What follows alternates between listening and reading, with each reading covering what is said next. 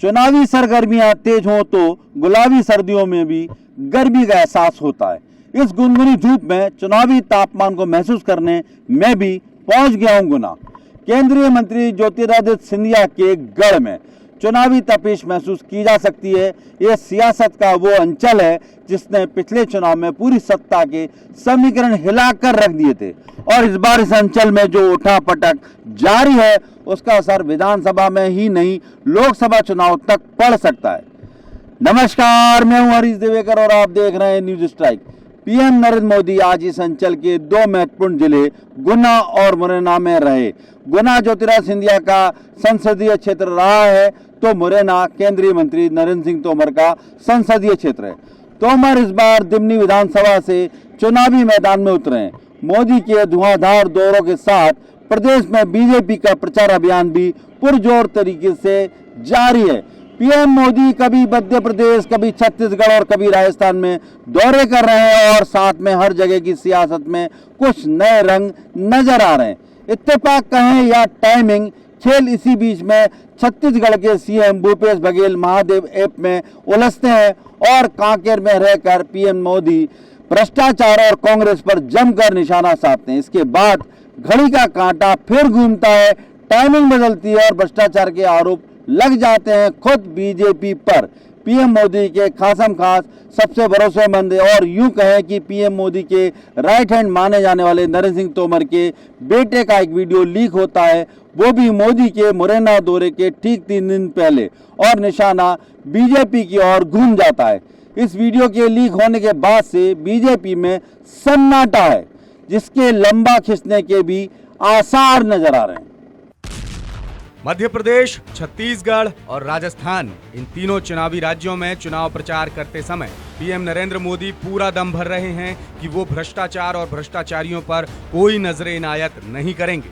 उनकी इस हुंकार के बीच ही छत्तीसगढ़ के मुख्यमंत्री भूपेश बघेल भ्रष्टाचार के आरोपों में घिरते हैं तो ईडी के छापे राजस्थान में भी ताबड़तोड़ पड़ने शुरू हो जाते हैं। इन तमाम घटनाक्रमों के बीच कद्दावर नेता, केंद्रीय मंत्री और पीएम मोदी के राइट हैंड कहे जाने वाले नरेंद्र सिंह तोमर के बेटे देवेंद्र सिंह तोमर का एक कथित वीडियो वायरल होता है जिसमें अरबों रुपयों के लेन देन की बात होती है। किसका है? अपने मैनेजर का। क्या? उन्होंने बोला हुआ कि ट्यूसडे उनके पास सारा सेटअप हो जाएगा जमा। ट्यूसडे को उनको अपना जो है अकाउंट नंबर आपका मुझे चाहिए होगा। मैं आपको ट्यूसडे 4 बजे इंडियन टाइम कॉल करूंगा। ठीक है। वो लखनऊ जाके खास हमें फोन करेगा जी। और एक और थी पार्टी, वो त्यागी जी की, अगर आपने नाम सुना हो त्यागी जी, मैं आपको बताता रहता हूँ, आरबीआई से जो रिटायर्ड हैं। हाँ, कमिश्नर। हाँ, कमिश्नर। उनकी पार्टी है, वो भी लखनऊ में है। वो 100 CR दे रहा है हमको। वो थर्सडे होना है। लेकिन ये जिसने 18 दिया है ना, ये अपने सेट कर लिया है अकाउंट्स में, ये 21 देगा नेक्स्ट मंडे को। इस वीडियो के वायरल होने के बाद मुद्दा गरमा रहा है। हालांकि बीजेपी के आला नेताओं ने इस मामले पर चुप्पी साध रखी है, लेकिन कांग्रेस से जुड़े नेता बुरी तरह हमलावर हैं। कांग्रेस ने अलग अलग अंदाज में बीजेपी को अपने गिरेबान में झांकने की सलाह भी दी और मुद्दे की तरफ ध्यान भी आकर्षित कराया। भ्रष्टाचार के खिलाफ नरेंद्र मोदी जी की गारंटी है। भ्रष्टाचार को लेकर जीरो टॉलरेंस प्रधानमंत्री जी ने नहीं, मुख्यमंत्री जी ने कहा है। आखिर इन सभी के मुंह में दही क्यों जमा हुआ है? नरेंद्र सिंह जी तोमर कोई सामान्य व्यक्ति नहीं है। उनके बेटे की जो वीडियो सामने आई है उस पर ये भ्रष्टाचार की गारंटी और जीरो टॉलरेंस दोनों अभी तक कुछ नहीं बोले हैं। क्या ये लोग अखबार नहीं पढ़ते हैं, या इनका इंटेलिजेंस फेलियर है, या इन्हें किसी ने बताया नहीं है? इस पर प्रकाश डालना चाहिए भारतीय जनता पार्टी को। सुबह से शाम तक आरटीओ दफ्तर में बैठे चिल्लाते रहते हैं, इस विषय पर क्यों खामोश बैठे हैं?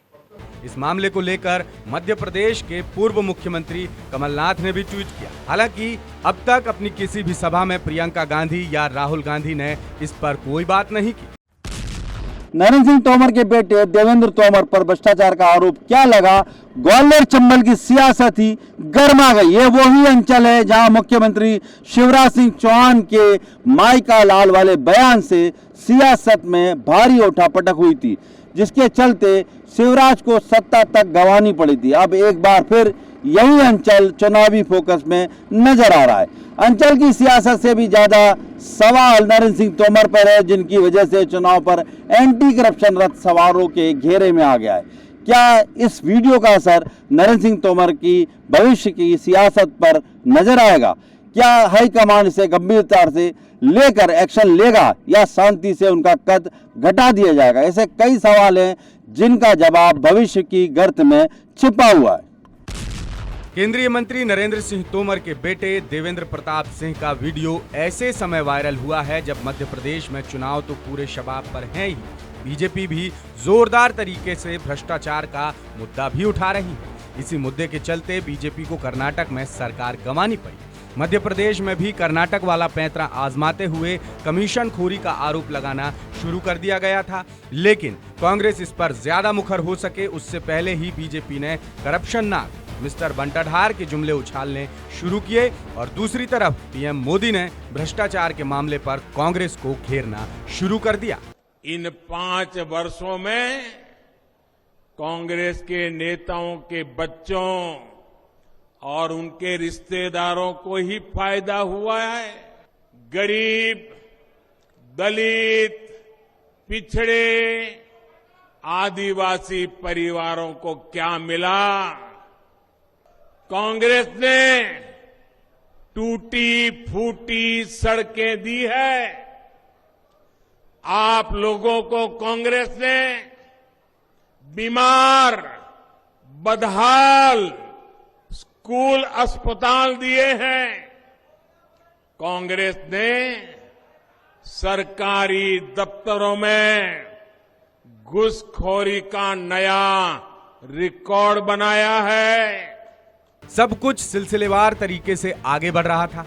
इधर भ्रष्टाचार के मामले गरमा रहे थे, उधर छत्तीसगढ़ के सीएम भूपेश बघेल महादेव सट्टा ऐप मामले में उलझ रहे थे। मध्य प्रदेश में भी कांग्रेसी इसी बात के लिए खुद को मजबूत कर रहे थे कि ईडी की आमद कभी भी हो सकती है, लेकिन उससे पहले ये वीडियो सामने आ गया। इन वक्त पर आया ये वीडियो क्या चुनावी फिजा को फिर से बीजेपी के खिलाफ कर सकता है? देखिए, नरेंद्र सिंह तोमर के बेटे की जो एक वीडियो आई है, उस वीडियो की सच्चाई के बारे में अभी जांच होना बाकी है। और ये सबसे अच्छा हुआ कि खुद देवेंद्र सिंह तोमर ने ये पुलिस को सौंप दिया है। अब पुलिस यदि निष्पक्षता से जांच करना चाहे तो पता चलेगा कि वो असली है कि नकली है। जहां तक चुनाव में असर का है तो ये तो तय है कि जिस समय जिस टाइमिंग के साथ में ये वीडियो जारी किया गया है उसका वहां इसलिए असर पड़ेगा क्योंकि नरेंद्र सिंह जी तोमर के बेटे की स्थिति और वहाँ जो मतदाता है उनके बच्चों की स्थिति, वहाँ रोजगार नहीं है दिमनी में, वहाँ पर लोगों के पास में काम नहीं है, लोग परेशान हैं। ऐसे में एक नेता के बेटे की सीढ़ी आना वो एक तरह से आग में घी का काम कर रही है। वहाँ के मतदाताओं को इस बात का असर पड़ेगा कि हमारे पास काम धंधा नहीं है और नेताजी के बेटे के पास देखिए करोड़ों का है।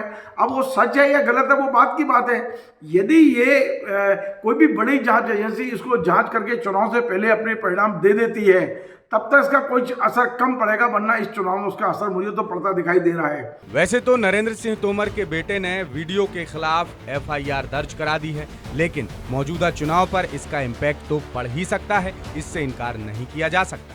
साथ ही लोकसभा चुनाव तक भी इमेज डैमेज हो सकती है, क्योंकि नरेंद्र सिंह तोमर पार्टी के कद्दावर नेता और विश्वास पात्र मंत्री होने के साथ ही महती जिम्मेदारी के साथ मध्य प्रदेश भेजे गए हैं।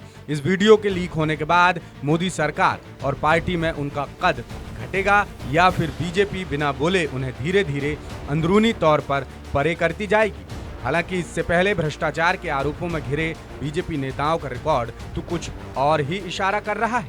जैसे कर्नाटक के मुख्यमंत्री रहे बीएस येदियुरप्पा भूमि और खनन घोटाले के आरोपी रहे हैं। उनके यहां से बरामद डायरियों में शीर्ष बीजेपी नेताओं और जजों के साथ ही वकीलों को भारी भरकम रकम के भुगतान का जिक्र होने के बाद भी उनके कद पर फर्क नहीं पड़ा, बल्कि उनका कद बढ़ता चला गया। बेल्लारी के रेड्डी बंधुओं पर भी 16,500 करोड़ रुपए के खनन घोटाले का आरोप था। 2018 के चुनाव से पहले कर्नाटक में सीबीआई ने तेजी से इस मामले पर काम खत्म कर दिया। हिमंता बिस्वा शर्मा, असम के मुख्यमंत्री हिमंता बिस्वा शर्मा कांग्रेस में होते थे तब वो जलापूर्ति घोटाले के मुख्य आरोपी थे। उनके बीजेपी में शामिल होने और असम के सीएम बनने के बाद अब उनके खिलाफ जांच को धीमा कर दिया गया और बीजेपी भी सीबीआई जांच की मांग करना भूल चुकी है। मध्य प्रदेश के मुख्यमंत्री शिवराज सिंह चौहान, सीबीआई ने 2017 में मध्य प्रदेश के मुख्यमंत्री को व्यापक घोटाले में क्लीन चिट दे दी थी। मुकुल रॉय, पश्चिम बंगाल में अपने संगठनात्मक ढांचे के विस्तार की खातिर बीजेपी ने घोटाले के दागी और तृणमूल नेता मुकुल रॉय को अपना लिया। रॉय उस वक्त बीजेपी में शामिल हुए जब एक स्थानीय चैनल की गुप्त रिकॉर्डिंग, जिसे नारद स्टिंग नाम दिया गया था, उसमें उन्हें और अन्य कई वरिष्ठ तृणमूल नेताओं को रिश्वत लेते दिखाए जाने के बाद ईडी ने उनसे पूछताछ की थी। रमेश पोखरियाल निशंक भारत के मानव संसाधन विकास मंत्री हैं। उत्तराखंड के मुख्यमंत्री रहने के दौरान वो 2 बड़े घोटालों के केंद्र में थे, एक भूमि से संबंधित और दूसरा पनबिजली परियोजनाओं से जुड़ा घोटाला। नारायण राणे, बीजेपी ने बीते साल महाराष्ट्र के पूर्व मुख्यमंत्री नारायण राणे को पार्टी में शामिल कराकर उन्हें राज्यसभा का सांसद बना दिया। राणे पर धन शोधन और भूमि घोटालों के आरोप हैं। अब इन मामलों को देखकर लगता है कि नरेंद्र सिंह तोमर के कद पर संभवतः कोई खास असर नहीं पड़ेगा, लेकिन जो विश्वास मोदी और शाह को तोमर पर था वो जरूर टिक सकता है, क्योंकि इस वीडियो का असर लोकसभा चुनाव तक जा सकता है।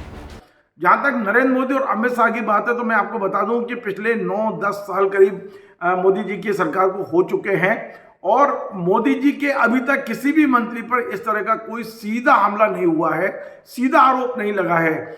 ये ऑडियो वीडियो आने के बाद निश्चित तौर पे मोदी जी और अमित शाह दोनों को ही बचाव की मुद्रा में आना पड़ेगा। लोकसभा चुनाव में ये एक बड़ा मुद्दा बन सकता है। तो निश्चित तौर पे नरेंद्र मोदी जी और अमित शाह के और मोदी जी के बीच में जो संबंध है, किसी ने बड़ा सुनियोजित तरीके से इस वीडियो को जारी करके उन संबंधों में भी दरार डालने की कोशिश जरूर की है। देखिए, भारतीय जनता पार्टी के मध्य प्रदेश के सारे नेताओं को सांप सूंघ गया है, क्योंकि इस सीढ़ी पे बोलेंगे तो दुधारी तलवार की तरह है। एक और वो नरेंद्र मोदी जी के भी विरोधी कहलाएंगे, वो नरेंद्र सिंह तोमर के विरोधी कहलाएंगे। और बड़ी बात यह है कि नरेंद्र सिंह तोमर मध्य प्रदेश में चुनाव के प्रभारी भी हैं, तो कौन उनसे बुराई मोल लेगा। एक केंद्रीय मंत्री पर आंच आई तो दूसरे केंद्रीय मंत्री प्रहलाद पटेल ने उस पर बचाव किया। उनके अलावा फिलहाल बीजेपी से कोई खास प्रतिक्रिया इस मामले में सामने नहीं आई है। इसी मुद्दे से जुड़ा हमारा आज का सवाल है कि नरेंद्र सिंह तोमर के बेटे पर लगे भ्रष्टाचार के आरोपों के बाद क्या घटेगा तोमर का कद? आपके पास हैं 3 विकल्प, हाँ, नहीं और कह नहीं सकते। इस सवाल का जवाब आप हमारे तमाम social media platforms Facebook, YouTube, Twitter और इंस्टाग्राम सहित हमारी वेबसाइट www.thesutra.com पर भी दे सकते हैं। पिछले एपिसोड में हमने आपसे सवाल पूछा था कि क्या मध्य प्रदेश में बागियों को मैनेज करने में अमित शाह, शिवराज सिंह चौहान और कमलनाथ दिग्विजय सिंह नाकाम रहे हैं। इसके जवाब में 78% लोगों ने कहा हाँ, 17% लोगों ने कहा नहीं और 5% लोग बोले कह नहीं सकते। ग्वालियर चंबल में बीजेपी पहले से ही कई मुश्किलें झेल रही है। यहाँ नाराज भाजपा, शिवराज भाजपा और महाराज भाजपा के नाम से कार्यकर्ता आमने सामने नजर आते हैं, तो दिग्गज नेता भी कम नहीं है। बीजेपी इन सभी को साथ लेकर अंचल को कसने की कोशिश में जुटी है, लेकिन हर कोशिश के बीच कोई समस्या खड़ी हो जाती है। ये वीडियो भी ऐसी ही समस्या बनकर सामने आया, जिसका तोड़ तलाशने में हो सकता है एमपी का पूरा चुनावी सीजन ही खत्म हो जाए। नमस्कार।